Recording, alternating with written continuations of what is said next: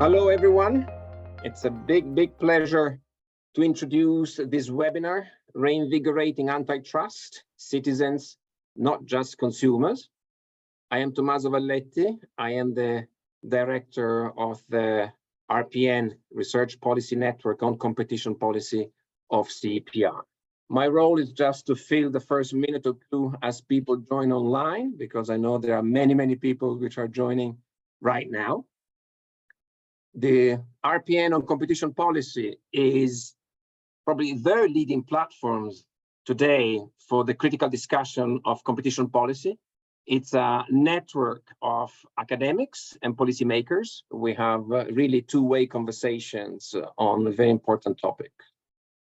Today, it's my particular pleasure to have indeed a top academic and a top policymaker. That's precisely the spirit of the RPN.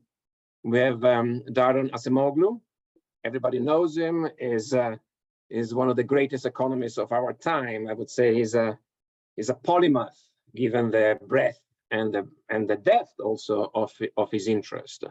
And I'm very pleased to welcome Daron back on our platform, because we had a conversation with him on his later book, Power and Progress, last summer, in the summer of 2023. I'm also as excited to have Lina Khan, the chair of FTC. Chair Khan is a legal scholar, and she's been the chairperson of the Federal Trade Commission for the past couple of years. And I'm particularly pleased to have Lina with us, because everybody knows about Lina, but we will have a lot of economists that never had the chance of actually hearing from her directly. And I think this is super important for us, that the economists are also hearing in person the message that Lina has to send. Let me also remind that this meeting is going to be recorded. So CEPR will make the video available for those who couldn't make it on different platforms. We don't have enough, we have only 1 hour, so we don't have much time for Q&As, but I think you will have enough from our speakers. So Lina and Daron, welcome again.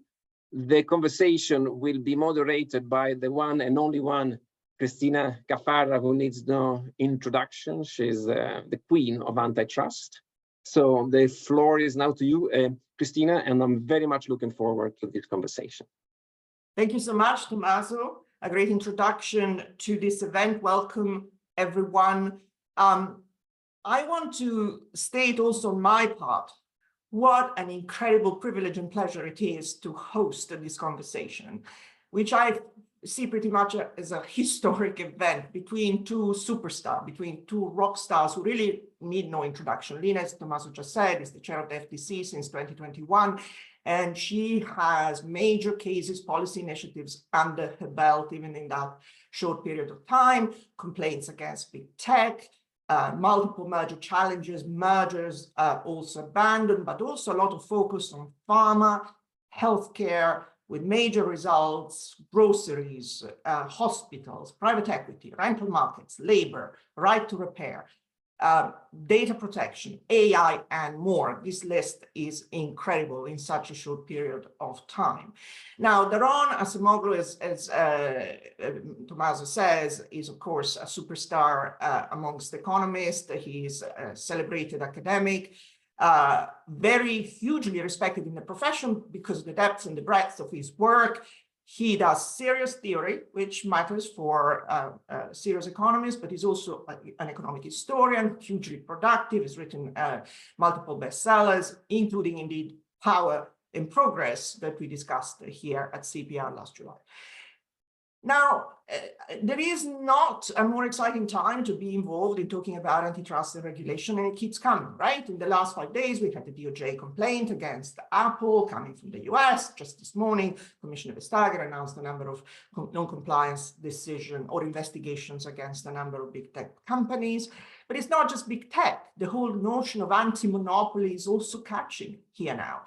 I know of a number of civil society activists who are really pivoting to that sort of narrative. And ultimately, both Daron and Lina have been thinking very deeply about issues such as power, fairness, innovation, ultimately democracy, dare I say it. And so this is a unique opportunity to see how their thinking kind of converges in this area. Enough of me, let me start with Lina. Welcome, Lina, it's delightful to have you. So let me start by saying, you and not just you, it's fair to also mention the generation of thinkers and enforcers which came into office more or less at the same time or in this administration, and that includes Tim Wu and Jonathan Cantor. You brought a major change in posture and values to antitrust. So you've been very clear, you have been doing this in the context of the existing laws, but the change has been indeed very visible in the vigor with which you pursued this and the values that you've been re-upping as the original purpose of antitrust. So again, fairness, freedom, liberty, equality. And of course, there's been some pushback by the predictable vested interest, but leaving that to aside, really, you have been at the core of this shift of antitrust to be a key tool to protect, defend citizens, not just consumers. This is the title we used.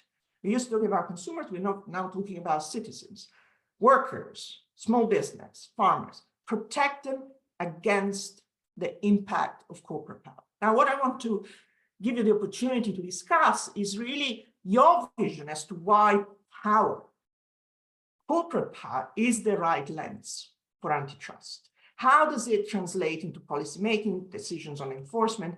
And why wasn't our old economic idea of consumer welfare, that seems fairly benign, quite enough? Over to you. Well, thanks so much, Cristina and Tommaso, for inviting me. It's just such a pleasure to be here in conversation with you all and Daron, and really just grateful to you for all of the conversations that you've been convening on these critical topics, which have helped drive forward a lot of the momentum that we see in this area. So just to step back, in my current job, I'm really guided by three goals. So one is fidelity to the law and what the antitrust and anti-monopoly laws are really about.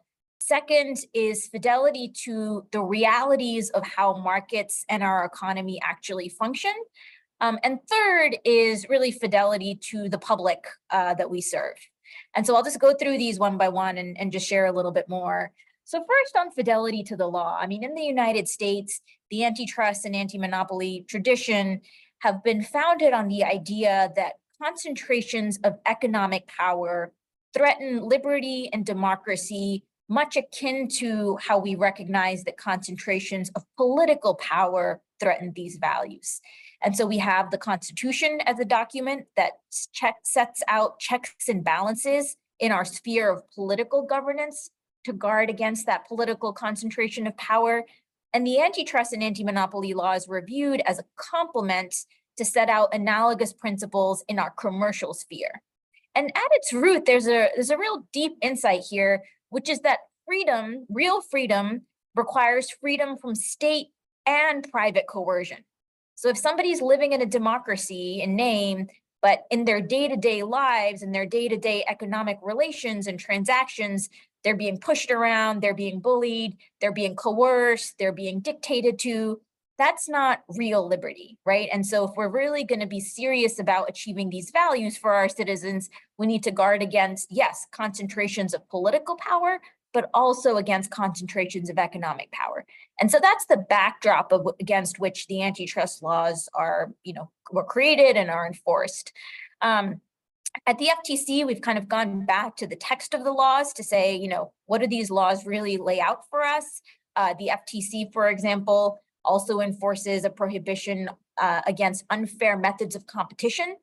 There were various times at which that word unfair was kind of deleted or ignored. And, we take seriously the words that Congress wrote. And so we're reviving what that means. We've also gone back and looked at all of the legal precedent on the books and found that in some cases, enforcers had been handicapping themselves in ways that was at odds with what the law really laid out. So across the board, we're really being faithful to the rule of law making sure we're enforcing these laws aligned with what the text says, what the legal precedent says. Second, fidelity to the realities of how markets and our economy function. Over the last 40 years, the dominant paradigm for economic policymaking were premised on a set of theories and assumptions about how markets work and how the economy works. And over the last 15 years, we've been in an ongoing way grappling with the shortcomings of some of these assumptions, right? All the way back to the financial crisis, to more recently the COVID pandemic. These were, shocks to the system that brought to the surface some of the gaps between our theories and the realities of how markets are functioning. And so we at the FTC want to make sure that as we're enforcing the law, promoting competition, fair competition in markets, we're doing so with a reality-based understanding of how markets function. And so, before I was a law enforcer and before I was an academic, I was a business journalist. And so this gap between how people are, functioning in markets, how markets are really functioning, and what the theories, including the antitrust theories, say was really quite formative for me. And so across our work at the FTC, we're making sure that we're trying to understand what are blind spots. We're continuing to hire broadly. And so that means, drawing from labor economists, public finance economists, technologists.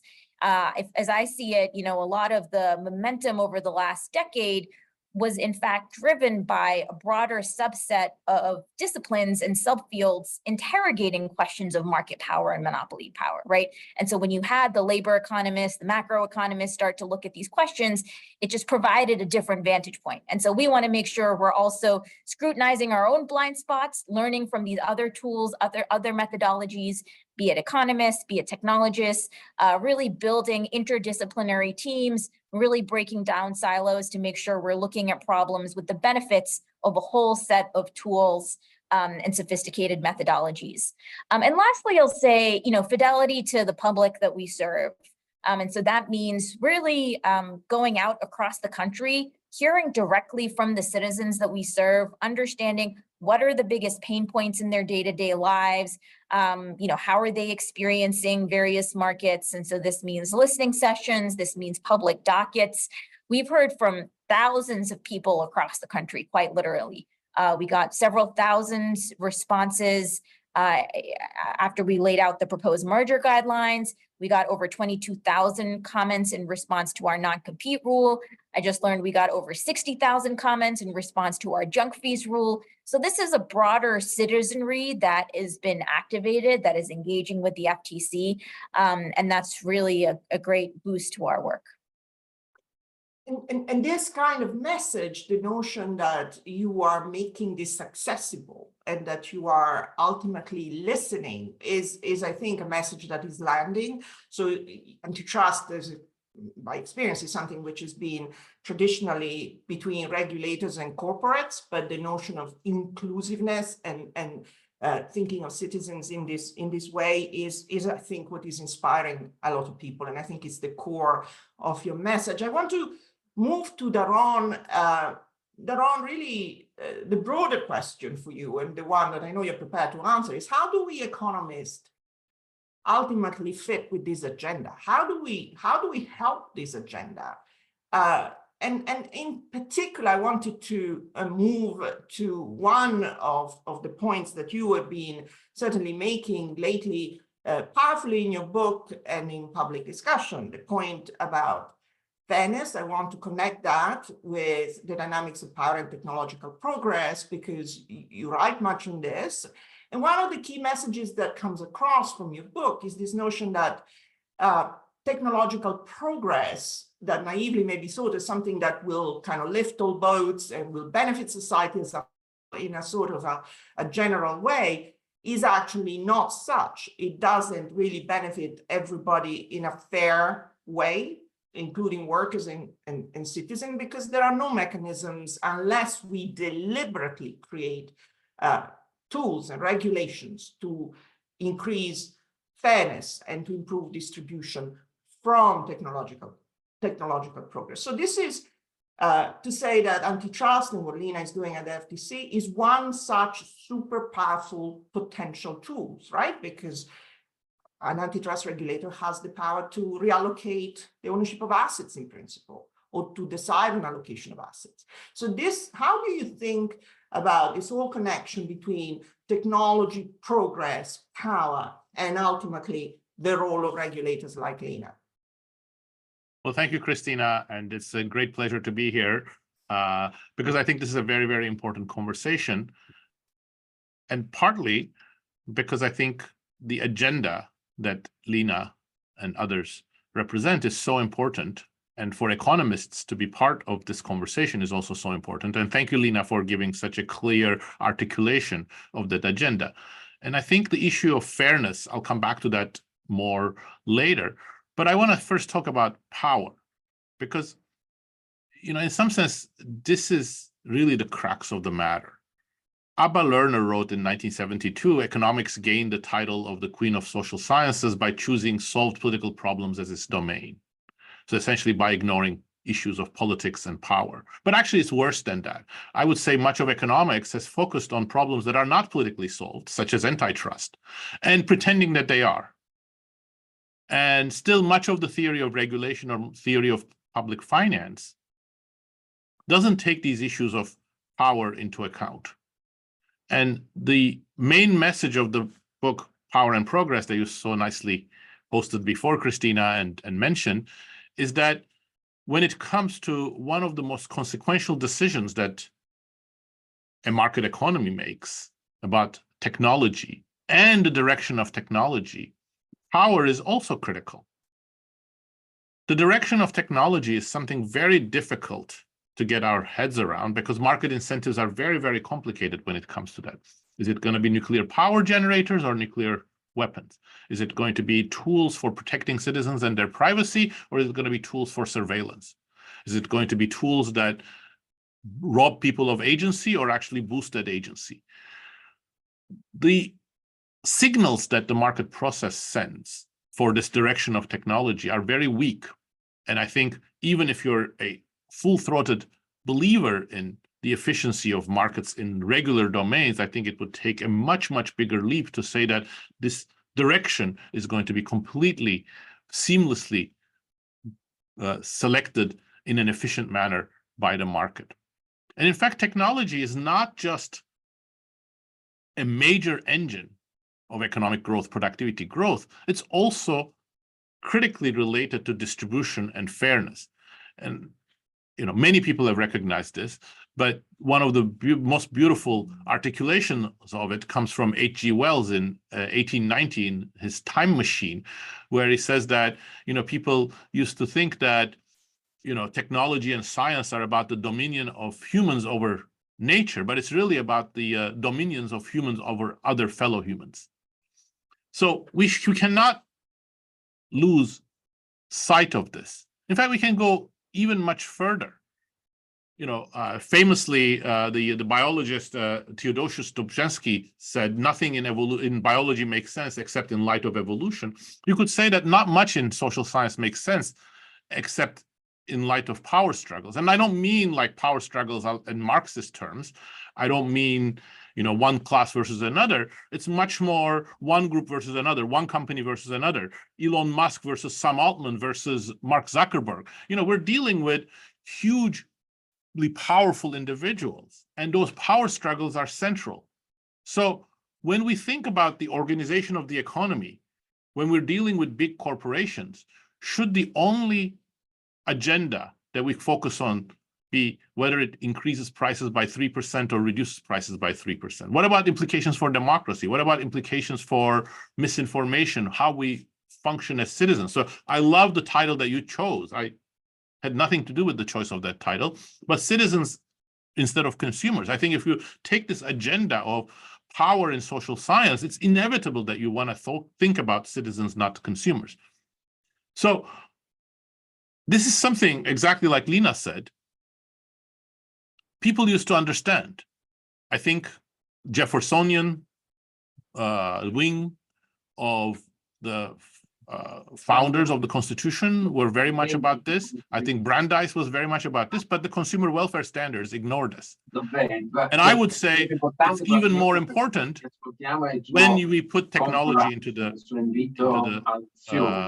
mix. We really have to think about laws, institutions, and the direction of technological change. I know you could say commerciali, personali, sociali, Somebody should mute Tommaso. Thank you. Yeah, that worked. Yeah. So I think somebody you can say, to somebody with a hammer, everything looks like a nail, and I've been obsessed with institutions and the direction of technological change. But I think it's really critical. It's critical today because we are at such a key juncture about the future of technology. And it's critical today because we are dealing with corporations that are more powerful than any private corporation humanity has seen, probably. So we really have to grapple with these issues of how do we design our institutions in this age? How do we think about the future of technology in this age? And I think power and the agenda that Lina mentioned is critical, but perhaps we need to go further, and I'll talk about that in a second. Thank you. So that's great. And I love the way in which, as an economist, you really put emphasis on power. As someone who's practiced antitrust, this is a conversation that is not familiar to antitrust economists, is uncomfortable and difficult to really get heads around. And so, yet there is this way in which Lina articulated it, but it is spreading. I mean, I will also mention Angus Deaton, who's a Nobel Prize, issued a paper just a couple of weeks ago, in which is also rethinking what we see as the role of power, and talks about, without an analysis of power, it is hard to understand much of modern capitalism and how we structure things around us. Now, let me go back to Lina and ask you to also broaden the lens even further, because we are talking to a lot of economists on this event, and not just antitrust economists, but economists, regulators dealing with multiple fields, evidence around health policy, data, trade, growth, industrial strategy, and so on. And what is to me very significant about the way in which your way of thinking about power and ultimately anti-monopoly as an inspiration, as the principle that drives what you do, is common, ought to be common to other fields of policy, of economic intervention. What is striking when one comes to Washington is this notion that this is not a silo. The notion of anti-monopoly as a principle is not siloed and limited to antitrust, but it is also pervading other areas of policy, from industrial policy to growth to trade. And so there is this notion of the all of government approach, which I find incredibly compelling, compared in particular to a European vision in which we are still very siloed. Would you care to comment on the way in which anti-monopoly as a value is effectively transcending antitrust, but it's also part of a broader conversation? You're absolutely right that there is a real whole of government effort underway right now. And the rethinking that I mentioned has been happening in the antitrust and anti-monopoly space is happening more broadly, right? This administration has been incredibly clear-eyed about the need to revisit outdated assumptions and theories and to update our policymaking paradigms based on the realities of how the world works today, learning from experiences over the last couple of decades. And so, there's a general recognition that our approach to economic policy, our approach to trade policy, our retreat away from industrial policy over the last few decades have created an economy that's much more unequal and that's much more brittle. And so across the board, there has been an effort to learn from that and to pivot, and to move past the assumption that just for government to take a hands-off approach to checking corporate power would create benefits that would trickle down eventually to workers and small businesses and communities. And there's just a recognition that trickle down just hasn't happened. And so across economic policy making, there is now an effort to update the paradigms. This is happening in trade, it's happening in industrial policy. And the real heart of it is the anti-monopoly vision of the role of fair competition. And so a couple of years ago, the president signed an executive order on competition where he charged agencies across the federal government to be actively thinking about ways that they could be further promoting fair competition. So that means not just the Federal Trade Commission and the Justice Department, but it means the Defense Department. It means the Agricultural Department. It means the Department of Transportation. And so there has been over the last few years a real effort to deepen our relationships, to deepen our partnerships, to be sharing expertise.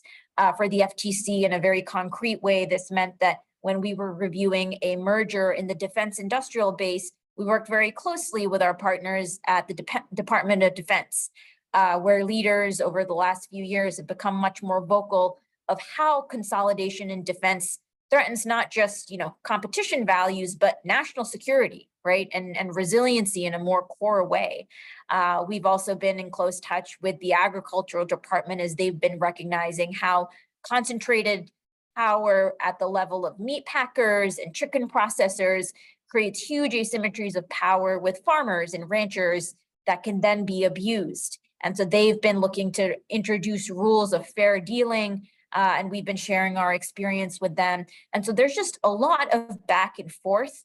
These are muscles that are now being flexed much more regularly to break down silos. And look, that doesn't mean that there are not going to be areas of policy disagreement or where the mandates that different agencies have, won't be in tension, but we want to make sure that we're resolving those questions in a clear-eyed way so that if at any point competition needs to be subordinated to something else, then we have to do that consciously and in a clear-eyed way rather than unwittingly with, different parts of the federal government working at cross purposes.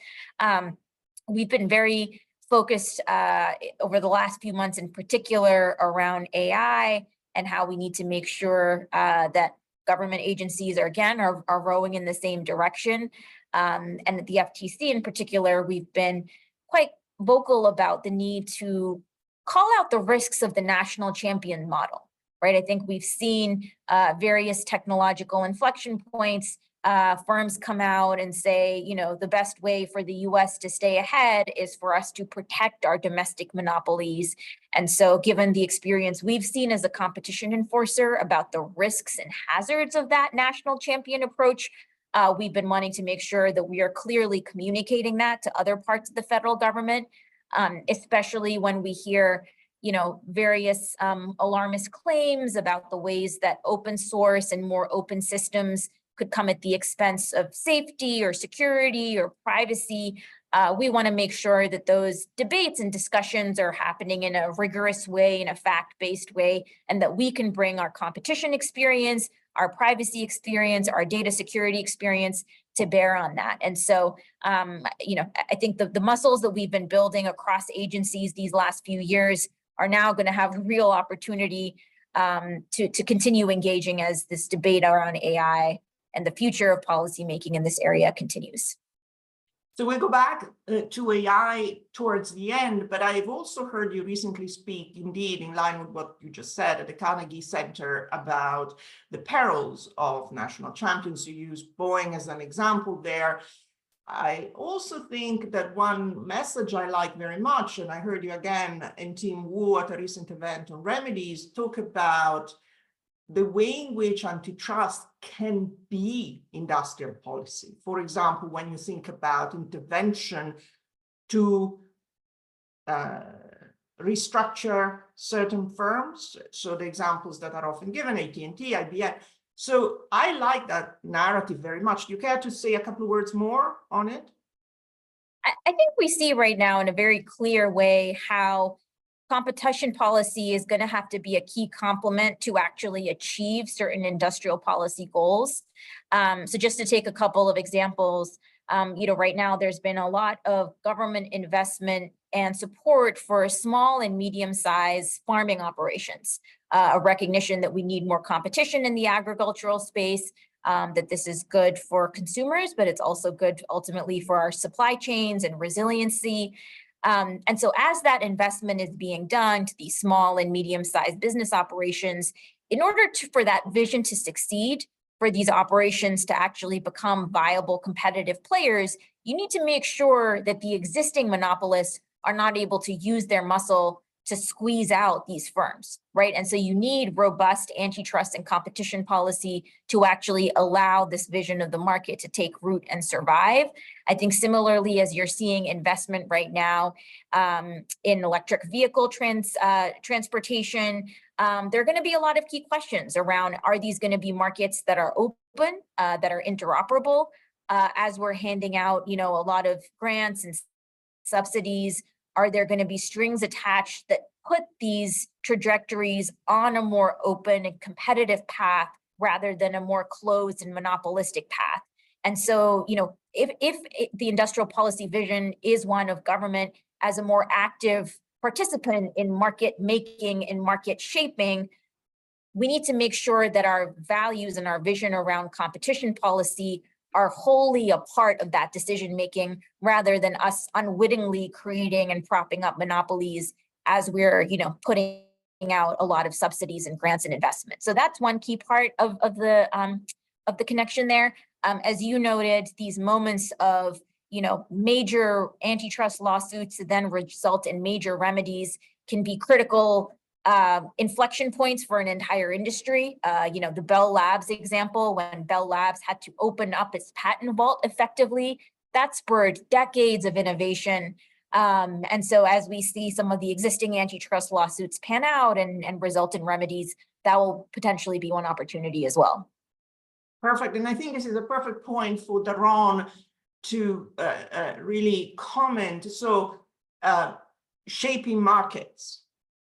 Policy shaping markets, because I think one of the messages of your book is that if you leave technology just do its thing, it will do things that we don't necessarily like in terms of outcomes. So talk to us about this, and more generally also go into the digital space, because this is an area again in which you've written and spoken quite a bit. You have concerns about concentrated power structures of markets in digital. You've alluded to it in your previous intervention, but you've said some pretty clear things. We really need to create incentives for technologies to be empowering workers, increasing worker productivity, empowering citizens, and we need regulation. How do you orientate in this space? Well, let me actually first try to articulate why this is very difficult, and then I'll come back to how I see, perhaps I don't want to go on for too long, but perhaps in the context of your next questions, I can come back to how I see antitrust fitting in to it here. And I think there's a lot of overlap between what Lina said and my view, which is that antitrust has to be part of a multi-pronged policy agenda. Antitrust itself is not enough, but it's a critical part of it. So let's think about digital technologies as you suggested, Cristina, and I'll do that in two different contexts. Let's start with the simpler case of social media. Suppose very realistically, I would say that the current business model of social media that tries to trigger emotional highs and outrage as a way of attaching people to platforms and then monetizing their data, it's really bad for people's, or especially teenagers' mental health. Suppose also that it's really bad for the type of political conversations we have. For example, it spreads misinformation and it destroys shared agreements among people. So it's bad for sort of democratic citizenship. How do we deal with that? Well, you can say, well, Meta, Facebook was one of the companies that really perfected this model and achieved, very, very high digital ad revenues based on this model. You can also see that, Meta has been, abusing lax antitrust enforcement in the past. It was able to gobble up, WhatsApp and Instagram. And you can also argue about prices, including the value of data that they are able to monetize, which, you can try to do things from the, more standard IO perspective. But imagine that if you try to deal with this problem with antitrust tools alone, you would say, okay, let's break up Meta. But that's not going to do anything to the business model. If you break up Meta into, say, WhatsApp, Facebook, and Instagram, and they all continue to use the same business model, that's not going to do anything fundamental to the mental health and the political crisis. In fact, it might make it worse because some of these companies may become even more aggressive in their use of personal data once they are smaller and they're trying to get more market share in the same way that Facebook was more aggressive when it was trying to get market share. So this is the right diagnosis. Then antitrust is too blunt, and we need to put this into a bigger policy framework about how to redirect technological change. It becomes a technological change and a business model question, because you cannot solve this mental health problem without changing the business model. And if you think about it, the direction of technology is very important, because we want tools that are not targeted at collecting data or algorithms that are maximizing outrage or emotional cues, but we want platforms that create better room for people's personal development or the right type of reliable information sharing. Now, the issues are even more severe when it comes to the things that I have spent even more of my time thinking about, which is the production process. You know, there, the distance from antitrust alone is even bigger. So my argument has been that, you know, the tech industry's focus on automation has been a breeder of inequality, so the fairness question. And this has been so while there are alternative directions where you can invest in making people more productive, and that would actually be pretty good for productivity growth while leading to fairer, more equal outcomes. But again, the market process only sends very weak signals on this, and so you cannot try to just correct this by saying just let the competitive process be unleashed, and this is going to solve the problems. So I think we need, therefore, to think about more fundamentally, what is it that we want from the market process? What is it that the market process can achieve? And how can we channel that market process much better? And I think we also have a bit of a template for this that we've sort of stumbled in some sense. And let me give you one more example to explain what that template is and how we've stumbled into it. The energy transition problem. I think, you know, there are debates, but there's a broad agreement among most policymakers and informed citizenry that we need to have an energy transition.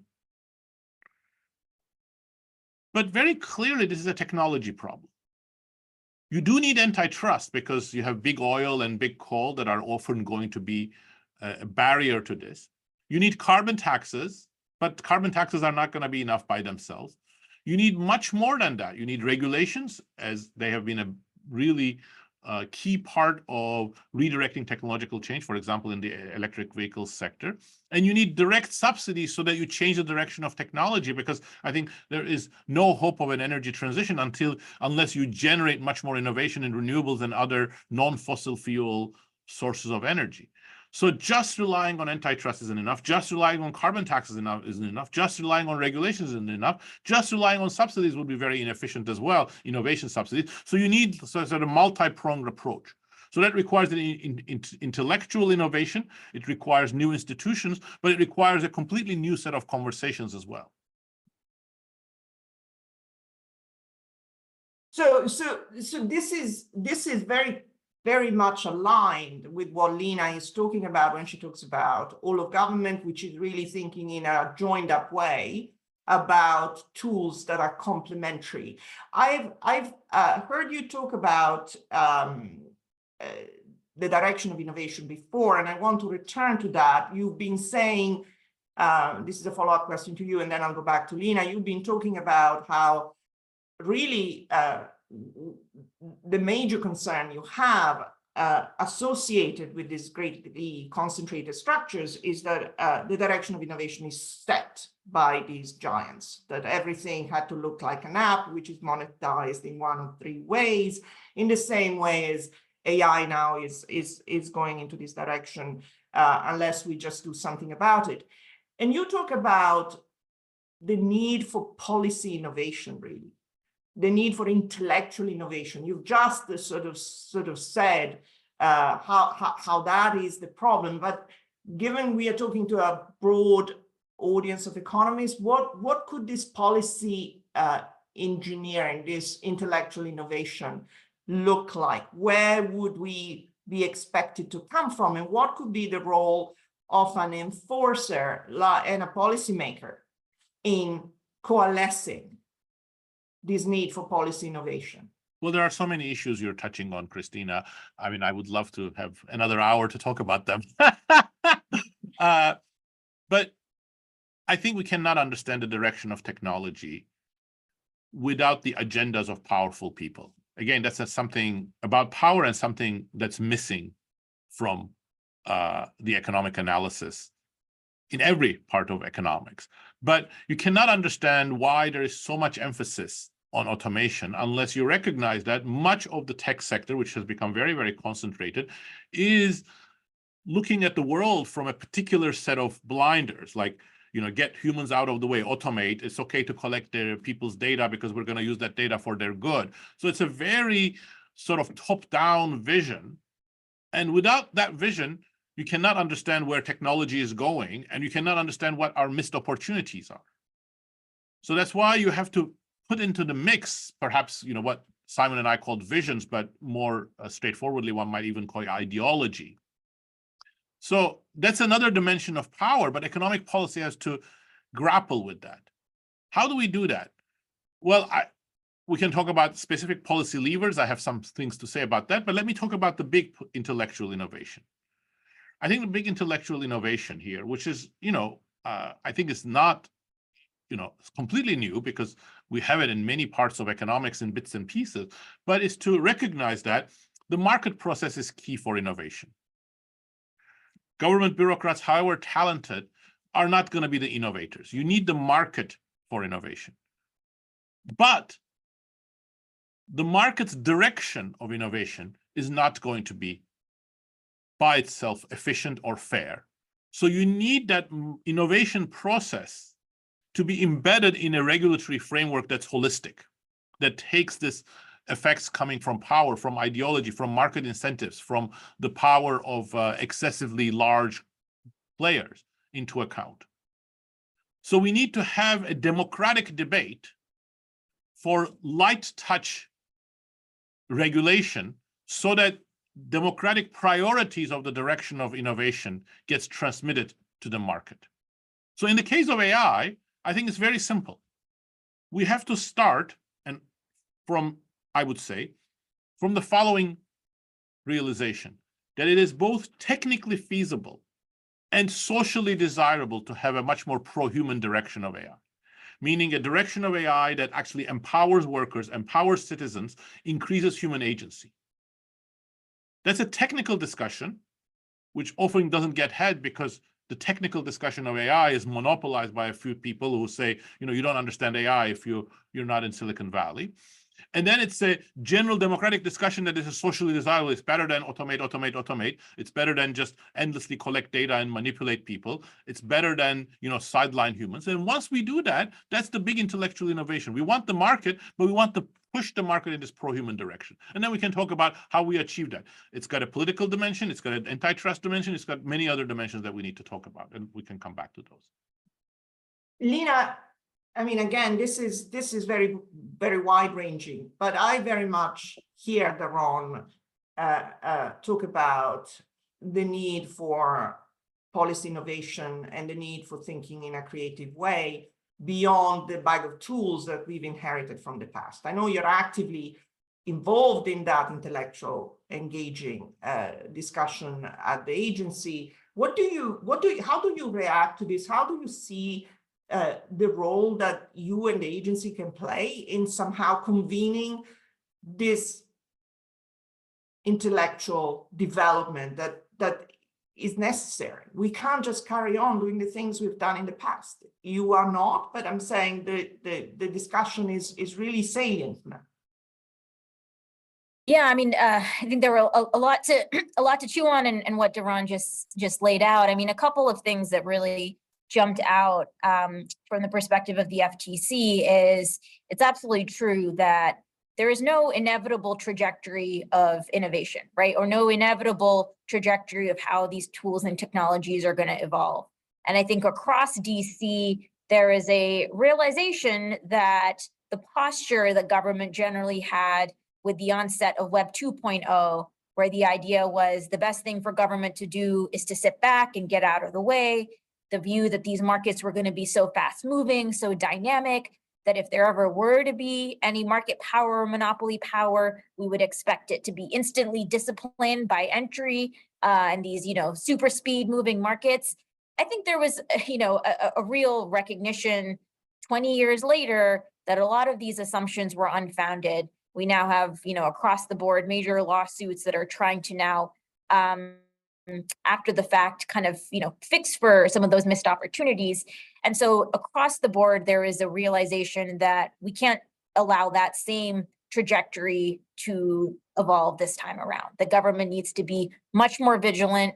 That includes on the competition side, but it also includes on the business model side, right? I mean, there was a decision through the 2000s to sit back and allow firms to adopt behavioral ad-based business models that meant that firms would be having an endless incentive to hoover up people's personal data and monetize that in ways that has led to all sorts of downstream harms, including to the journalism industry. And so policymakers are in a much more assertive posture right now across government. And we saw the president's executive order on artificial intelligence really lay out that in key detail. More generally, though, this point about innovation is true about competition more generally, right? There are a set of backdrop rules that determine what are the dimensions on which firms can or cannot compete. And this is where the FTC's work on the consumer protection side also ends up being relevant. So we, for example, enforce rules against deceptive advertising, right? Which effectively mean that, yes, firms cannot do deceptive advertising, but it also means that firms can't compete on who can best deceive their consumers, right? It implicitly is creating the dimension on which firms should compete versus should not compete. Similarly, we see with data privacy and data security that some of these rules and this law enforcement should also help create the trajectory of where firms are competing and how they're devoting their talents and resources, and to make sure that that's happening in more productive ways rather than predatory or exploitative ways, I think is going to be a mandate across government. The FTC has some limited tools on the antitrust side, on the consumer protection side. And so this is where lawmakers, this is where other agencies are going to have to play a critical role. But we need to keep in mind that there is no inevitable outcome here, right? Policymakers have an absolutely essential role to play to ensure we're learning from the past few decades and putting these technologies on a trajectory to create, benefits for people while mitigating the predatory and exploitative aspects. So this is great, and I also wanted to talk about a little bit policy innovation in a sort of a more day-to-day sort of dimension for you, in that as an antitrust agency, and we'll go back to AI in a moment, but I'm thinking mostly about the ways in which you've been thinking about the way that firms compete, that we need to really absorb and reflect in the analysis that we do. For example, when it comes to digital platforms, the big conversation is how do we deal with ecosystems? This is a way of thinking about how firms operate, which is different from the past. We are now adopting this view. We are understanding that how firms compete is not market by market in a targeted and narrow way. They just don't. And this is important in shaping how we address competition issues.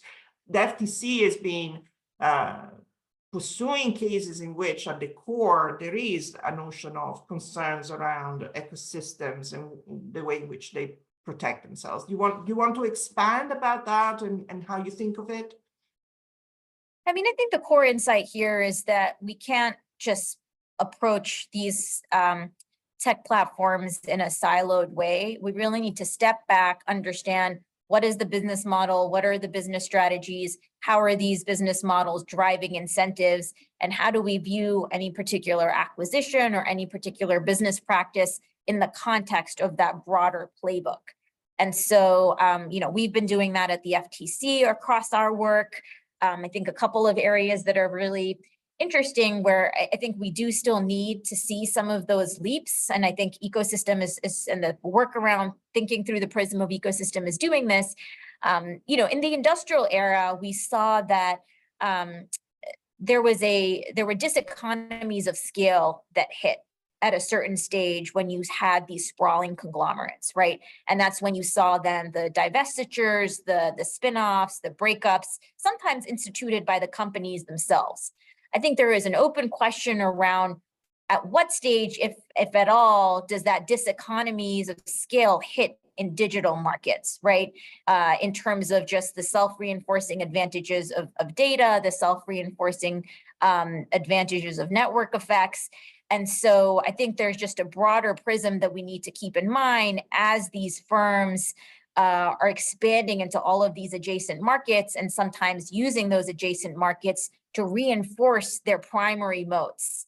And so thinking about it through that prism is going to be incredibly important. The business model here, and especially for firms that are premised on monetizing data, how a lot of these markets that they're entering are being pursued with an eye to continuing to hoover up data is going to be key. The enormous profits that these firms are sometimes earning from their primary business means that they're able to endlessly finance entry into other markets in ways that is, I think, fair to say, sometimes distorting competition, right? If you have businesses or startups that are having to compete in a market where one of the existing incumbents is able to bring its monopoly profits from another market to bear, I think that can create some interesting questions for us to be exploring as well. So, across the board, we're taking a more holistic look, wanting to make sure we firmly understand how are these business strategies at the end of the day affecting the primary moat, and how can we be conscious and make sure that these moats are not being extended and doubled down upon, especially at these moments of technological transition and inflection that should otherwise be injecting more competition and injecting more disruption. And this is key for the audience, really, because this notion of ecosystems is being met with questions, right? But that's not what we've done traditionally. And this is precisely the type of innovative policy thinking that one needs to be developing when the reality around us is actually presenting itself. Competition is presenting itself in that way. And so this is a great description, Lina. I want to spend the last few minutes going back to AI, because it's an area where I know both of you are very active and you're doing quite a lot. Again, Daron, you started talking about AI. You made a number of comments about that at my conference, talking about we created tech ecosystems led by tech entrepreneurs that are pushing in a very different direction, disempowering human and reducing human agency. And this is a very pernicious development. We've heard you say that before. And so what is your view for how we can somehow prevent this, or is it too late? I mean, we know that— No, I absolutely don't think it's too late. And I think this is a fantastic conversation precisely because it's conversations like this that are so important. And look, I mean, I think Lina put it extremely well. And I think Lina, along with people like Jonathan Cantor and Tim Wu, are really sort of could be the tip of the spear here for a new policy agenda to emerge. And I think it's really helpful to have this discussion because I think more and more young economists also need to be part of this agenda.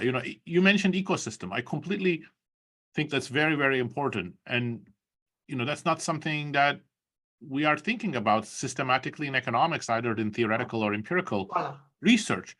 Business models. I mean, I've been talking about business models and how that shapes technology trajectories. And that's what Lina also brilliantly articulated. And again, we don't have those as central parts of how we approach industrial organization. So actually, I would go one step further.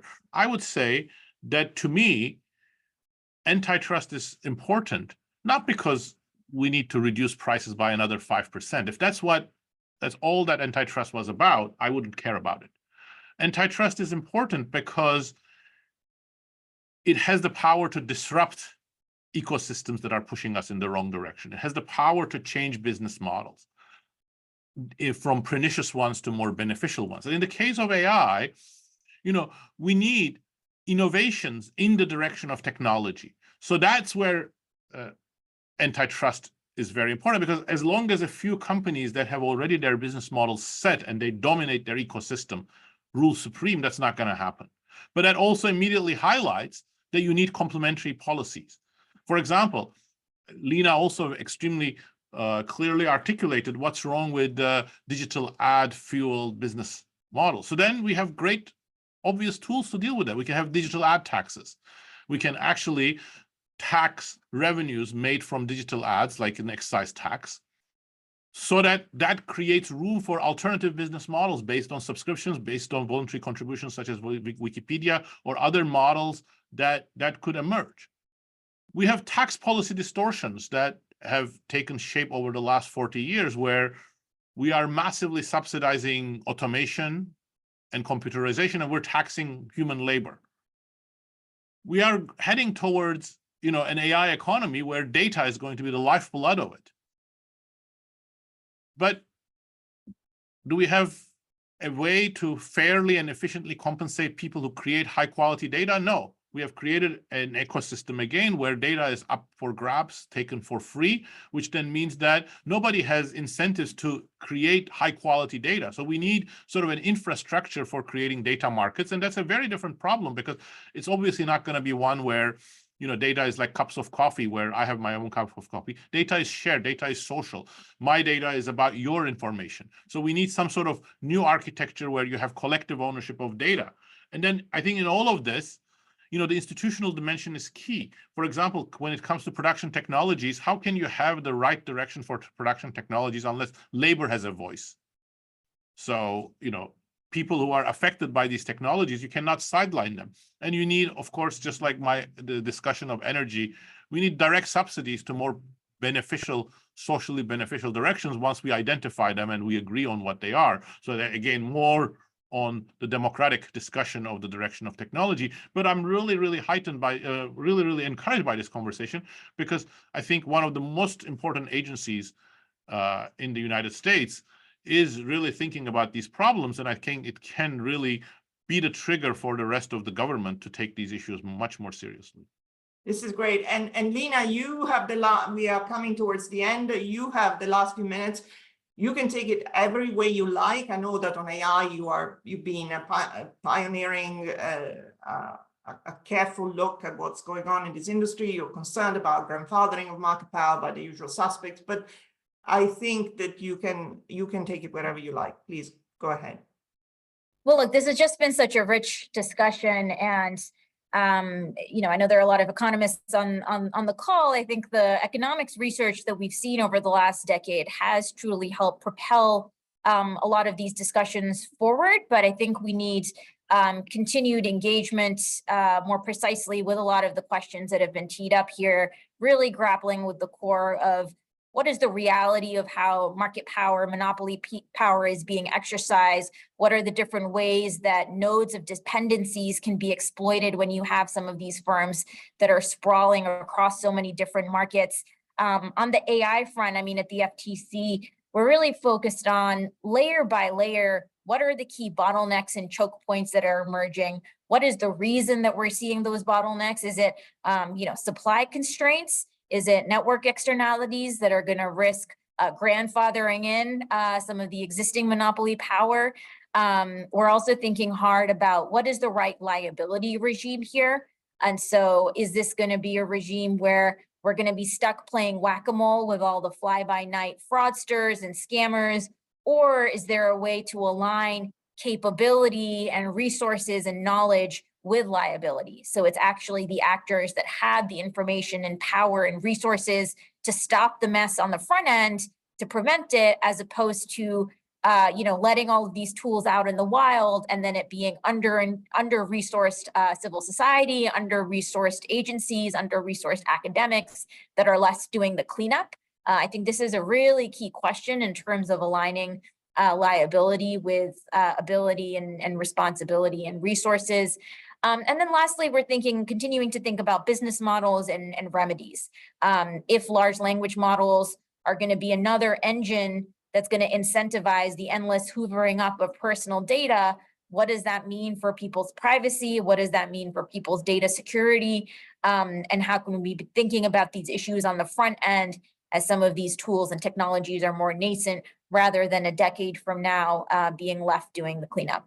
So just really grateful for this conversation, really grateful for the fantastic thinking and research and scholarship. I think finding ways for enforcers and policymakers to be in more real-time conversation with the research community, to be helping, issue spot for where there are still gaps, where we need more help, is going to be really great. So this is great. I'll finish and then I'll pass on to Tommaso for the final goodbyes. I cannot tell you how grateful I am to both of you. I think this conversation was amazing because it just illustrates the richness and the depths of the substance that you can go into, with sparkling with ideas and actually with a lot of common terrain. You, Daron, mentioned young economists who are interested in making a contribution. This is my experience too. There is a generation, not just of economists, lawyers too, but there is a generation that is desperate to get involved and to make a contribution. And this kind of conversation is intended really to inspire people to sort of say, there is stuff to do and let's do it. So I'm enormously grateful to both of you. I think this will be remembered. I will pass to Tommaso for the final wrap up. Thank you again. Thank you, Cristina. Thank you, Lina. Thank you, Daron. It's been a very exciting conversation. My takeaway will be a very fundamental one. You're basically asking, how do we want to live? What kind of lives do we want to live? You're asking us also to put our values back at the center of our conversation. And obviously there is a variety of views, very different perhaps, and it is also calling for the participation of more people into this conversation. Only at that point, then we can ask the more precise question, what is competition policy doing in all this? But you are really asking very fundamental questions, and I'm very grateful to you. Just as I say my joke, when I was listening to you, I was thinking how reasonable Lina sounds and how radical Daron sounds, which is the opposite of the perception sometimes in some circles in antitrust. But thanks again. Thank you, everybody. Thank you for CEPR for hosting us for this marvelous conversation. Cristina, thanks.